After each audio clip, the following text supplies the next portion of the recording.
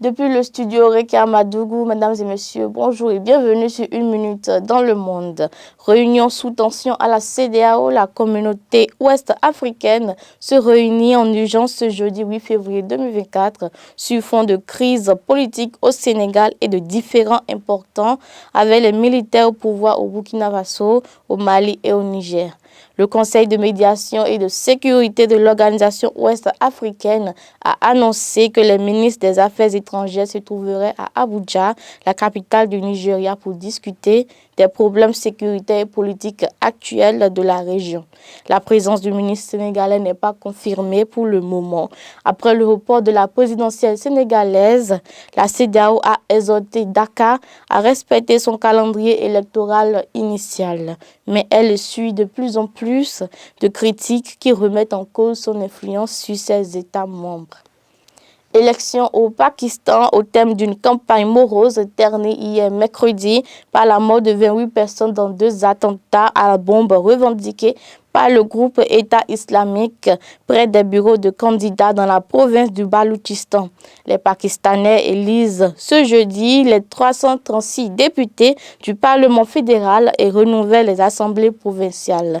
Des dizaines de millions d'électeurs ont commencé à voter ce jeudi 8 février au Pakistan pour des élections ternies par les violences et l'emprisonnement de l'ancien Premier ministre Imran Khan et qui devrait déboucher sur un 4e mandat de Nawaz Sharif à la tête du gouvernement. Le ministre de l'Intérieur a annoncé également que les services mobiles étaient temporairement suspendus dans tout le pays pour la journée électorale pour des raisons de sécurité.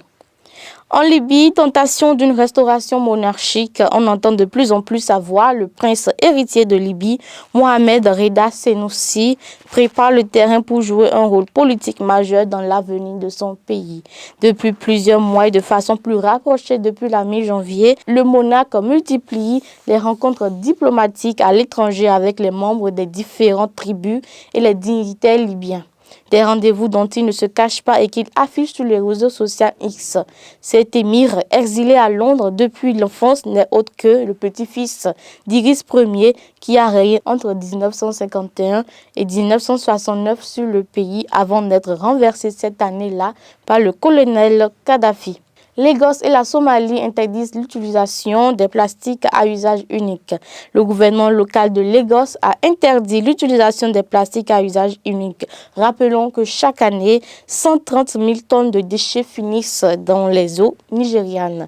Le ministère du Climat somalien a été encore plus loin puisqu'il a également interdit l'importation et la production des plastiques à usage unique à partir du 30 juin prochain, conscient de ses effets dévastateurs. Ils rejoignent ainsi la trentaine de pays africains déjà engagés dans la lutte contre un fléau qui ravage les écosystèmes, participe au réchauffement climatique et nuit à la santé des populations. Clôturons cette session avec les nouvelles de la CAN. La Côte d'Ivoire a créé la surprise en se qualifiant pour la finale de la Coupe d'Afrique des Nations malgré les débuts difficiles dans le tournoi. L'équipe ivoirienne a surmonté les doutes et les défis pour atteindre cet exploit remarquable. Le match décisif contre la République démocratique du Congo a été tendu et disputé. Les Ivoiriens ont dû faire face à une équipe solide, mais ils ont su garder leur sang-froid et saisir leur chance quand elle s'est présentée. C'est finalement grâce à une volée opportuniste de Sébastien Haller que la Côte d'Ivoire a pu prendre l'avantage. Bien que le tir ait semblé maladroit au départ, le rebond a surpris le gardien congolais, assurant ainsi la victoire ivoirienne et la qualification pour la finale. Ce sera tout pour cette session. Merci de nous avoir suivis et à la semaine prochaine.